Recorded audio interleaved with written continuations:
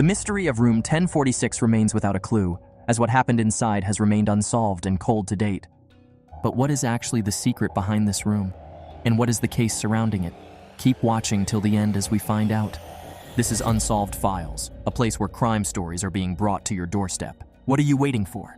Just hit the subscribe button for more fascinating and suspense-filled crime stories. Now let's get back into this story and uncover this mystery. On Wednesday, January 2nd, 1935, at around 1:20 p.m., a man who called himself Roland T. Owen checked into the Hotel President in Kansas City and ended up in room 1046. Witnesses say he was aged from 20 to 35 with brown hair, a scar on his scalp visible above his ear, and a cauliflower ear. He was dressed perfectly in a black cloak. Randolph Probst, the bellboy, accompanied Owen to his room and noted that Owen appeared to have brought only toothpaste, a toothbrush, and a comb. Mary Soptic, the maid, reported that Owen granted her permission to clean the room while he was present, but requested that she refrain from locking the door as his friend was coming to the room. Owen, according to Soptic, kept the curtains drawn and the lights off, except for one dim lamp. Other personnel who entered the room also mentioned these specifics. As stated in the attendant of Soptic's statement to the police, Owen appeared to be either anxious or fearful. He always wanted to kind of keep in the dark. Soptic returned at 4 p.m. carrying fresh towels and discovered Owen unclothed and sprawled on the bed, with the door unlocked. Additionally, she observed a note that stated, "Don, I will return in 15 minutes, please be patient." It's weird, right? Well, let's see what Owen is up to. At about 10:30 a.m. on January 3rd, Soptic returned to tidy the room. Observing that the door was secured from the outside, she concluded that Owen had probably locked it before he left the room. But since Owen was inside and the lights were off once more, it was clear that someone else had shut the door from outside the space. Owen replied to a phone call while Soptic was still outside the room, saying, "No, Don, I don't want to eat. I just finished breakfast. Therefore, I'm not hungry." But what hotels allow you to lock a room from the outside? Nevertheless, Soptic returned at 4 in the evening with new towels. 2 male voices came from within the room. She heard a gruff voice ask, "Who is it?" when she knocked. There were no more towels in the room when she told the man she had fresh towels, but he still answered, "We don't need any." A woman staying in room 1048 reported hearing loud voices on the same floor during the night, speaking in both male and female tongues. Even so, it looked like there was a party in room 1055 that night. This is when things start to get weird.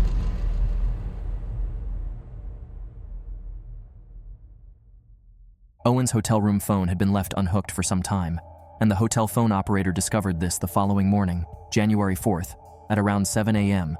She then told the bellboy Probst to check room 1046 upstairs. Probst knocked a couple of times through a locked door that had a "Don't Disturb" sign on it, and heard a low voice reply, "Come in, turn on the lights." But no one was rising to let him in, and the door was locked.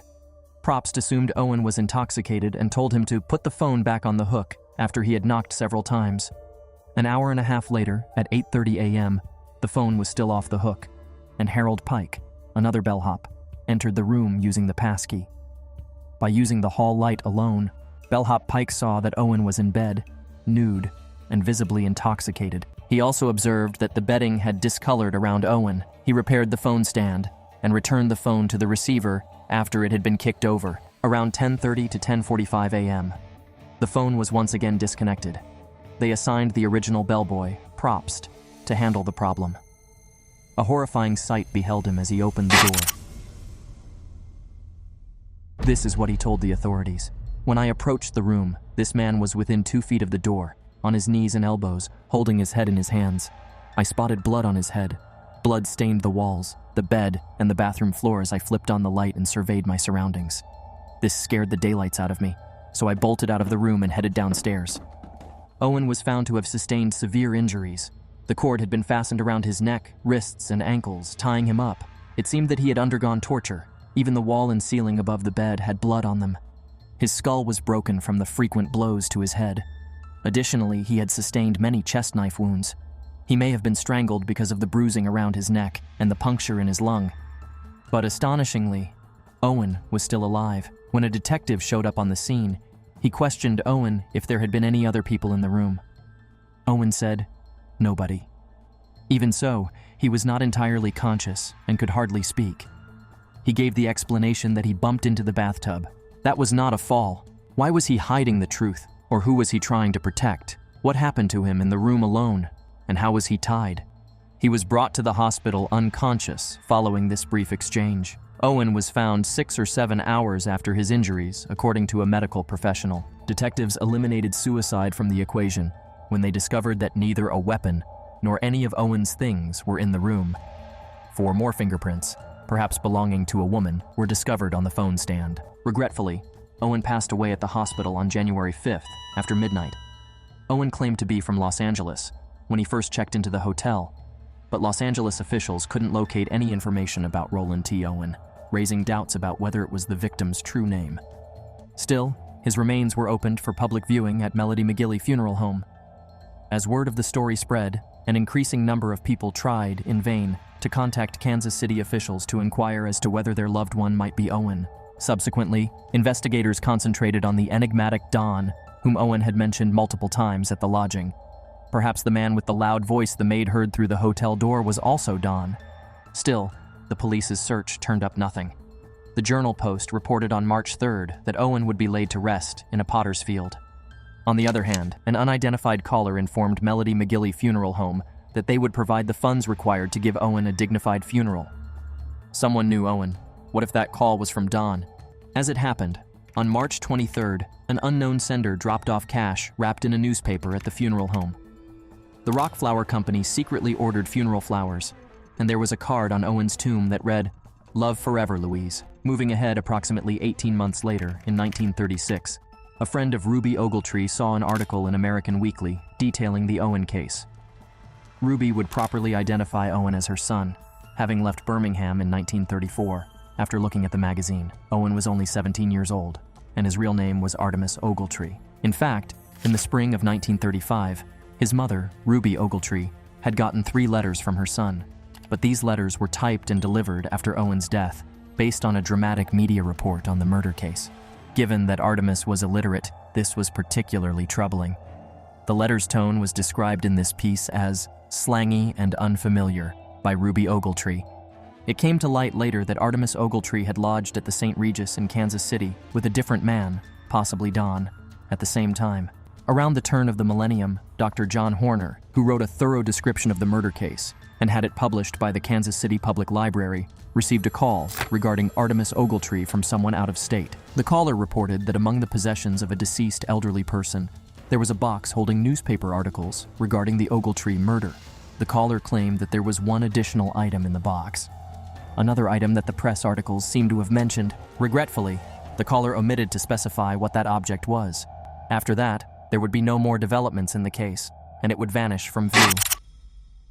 Let's go on to the theories now that we have them. The first theory is rather straightforward.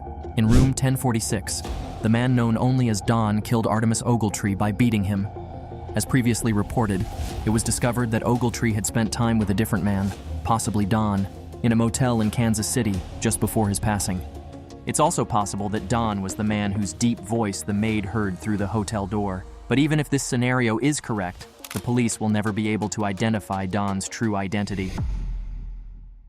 According to the second scenario, the unidentified Don wasn't acting alone. This notion is based on something that elevator operator Charles Blocher noticed the night before the murder.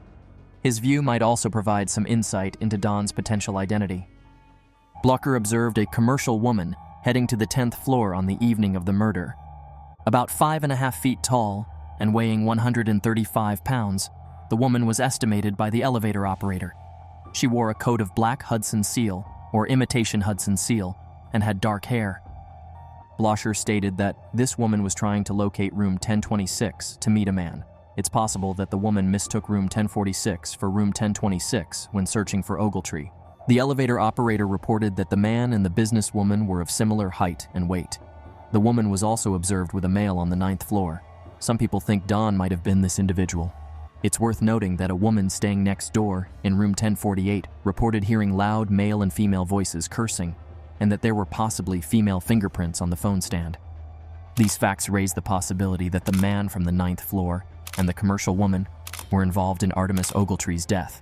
But aside from the little that was available online in my conjecture, there was nothing official about the woman or the man. The The third theory is based on numerous dramatic articles that state that Ogletree was murdered because he had cheated on his fiancée. These pieces were published in the years that followed. The journal posts claim that Ogletree had been buried in a potter's field. It seemed that the statement made an anonymous caller want to pay for Ogletree's burial.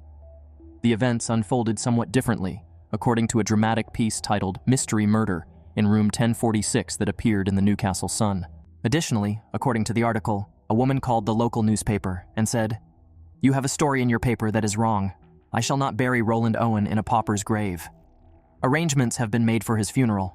She said, "Never mind, I know what I'm talking about. He got into a jam," before hanging up the phone when asked to identify herself and what had become of the man who was still going by the name Owen at the time. Owen's funeral parlor was called at the same moment by a man who said, "Don't bury Owen in a pauper's grave. I want Memorial Park Cemetery to be his final resting place. He will then be close to my sister. I'll send money to help with the funeral costs. Why do these folks despise the poor? And why was Owen killed?" The man reportedly revealed that Owen had betrayed a girl he was engaged to and that they had a little meeting in room 1046. His final words before hanging up were, "Cheaters usually get what's coming to them." A short while later, a phone call was placed to the Rock Floral Company requesting that 13 American beauty roses be sent to Roland Owen's funeral. "I'm doing this for my sister," the speaker continued. Other than that, there have been no more leads or hints that could shed light on Artemis Ogletree's unexplained death, leaving it to gather dust on the shelves of detectives. The actual events that took place in Hotel Room 1046 are still unknown. A bloodied towel discovered at the hotel was later discovered to have been used to clean room 1046 after the police had left, disproving an initial lead in Kansas City. Officers investigated with the personnel of the neighboring Mühlebach Hotel, where Probst had claimed to have left after one night because of the high prices, and they recalled Probst's description of that incident from when he was on his way there after checking in. Although staff remembered a man resembling Ogletree checking in under the name Eugene K. Scott, seeking a room on the inside of the building and providing Los Angeles as his address, no Roland T. Owen had checked in there. Once more, the LAPD stated that no one with that name lived in their city after conducting an investigation. When a man recognized the body as that of his cousin, the mystery appeared to be resolved. However, upon seeing the body, the man's sister verified that the cousin had passed away 5 years prior, despite their striking similarity. After seeing the body, Tony Bernardi, a Little Rock, Arkansas wrestling promoter, stated a week into the investigation that the man, who identified himself as Cecil Werner, had approached him sometime in early December 1934 about wrestling some matches. The Omaha, Nebraska promoter to whom Bernardi had recommended Ogletree did not know who he was. Detectives were assigned to the homicide squad, but within a few days, 2 other homicides in the city diverted their attention from the case. Although leads were continuously pursued, they were not as pursued as they had been in the week after the case, and none of them produced any noteworthy information. There was also less coverage in the newspapers. The New York City police charged Joseph Martin with murder in 1937 after he killed the man who shared his apartment and sent the body to Memphis. One of the many names he was discovered to have used was Donald Kelso.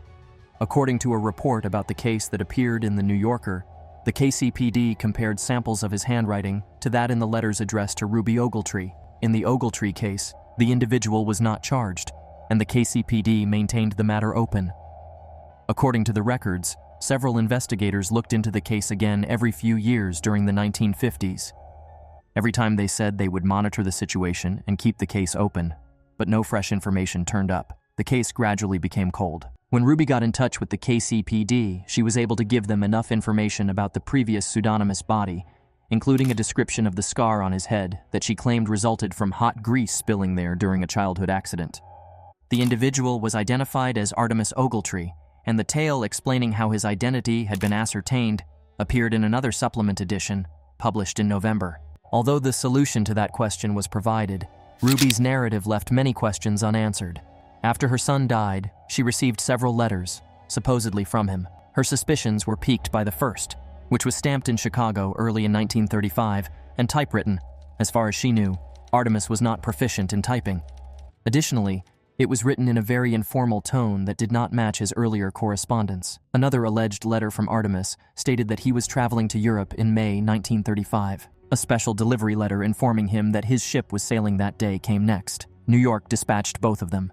Ruby received a call from Memphis, Tennessee in August of that year, The man who called said that Artemis had saved his life in a battle, and that Artemis was unable to call because he was now residing in Cairo, the Egyptian capital, where he was well and had married a wealthy woman. The caller said that he had lost one of his thumbs in the struggle where he had saved the caller, making it impossible for him to write. Ruby spent 30 minutes conversing with the man.